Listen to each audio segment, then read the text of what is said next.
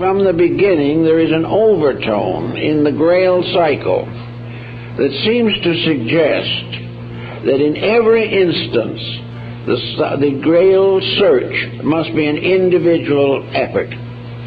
There was no way of joining something.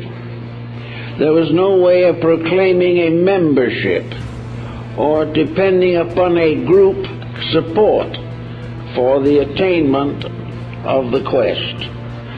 You could not become part of a congregation of the Church of the Holy Grail. Every part of it had to be individual.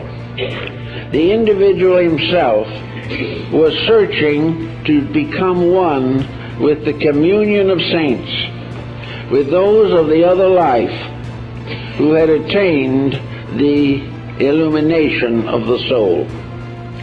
It was therefore the soul in man searching for the eternal soul in life. And this search had to be a personal dedication. Those who achieved the search and finally beheld the Grail became a company apart, but they were never organized as an organization. They became mutually knowing of each other because they had all attained the same level of insight.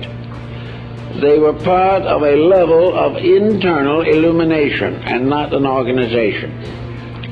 This seems to meet most of the requirements of the subject, but leads, of course, inevitably to the dedication for the search. A dedication which was part of the vow of knighthood back in the medieval period. The vigil of the Grail was always in a church, and a knight receiving ordination into his order spent the first night in prayer and meditation before the altar of his local church.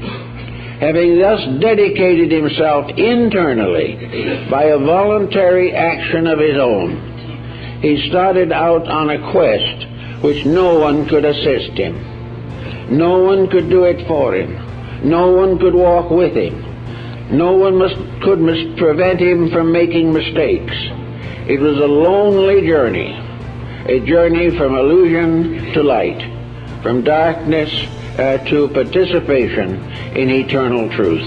Each individual made his own commitment, and having made this commitment, either succeeded or failed, in either case alone. Therefore, perhaps the entire quest of the Grail is best summarized in the words of Plotinus, who observed on occasion that the way to truth was the journey of a lonely person to that which is eternally alone. It was this aloneness that seems to have been the power of the Grail. Each individual had to call entirely upon his own internal resources.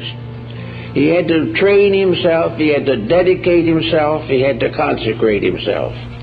He had to master one by one the weaknesses of his own flesh. He had to overcome the pressures and temptations of ambition and avarice. He had to purify his own nature by a vow taken only to the very highest part of himself. He must slowly climb that mountain between his own material nature and the attainment of the enlightenment of his inner soul. Also, it was twisted into the cycle of alchemy at one time, so that the purification of the metals, the transformation of all that is base into all that is sacred, was the great alchemical transmutation, performed alone by an alchemist in his little laboratory, by prayer and meditation, and on rare occasion by some type of miraculous manifestation.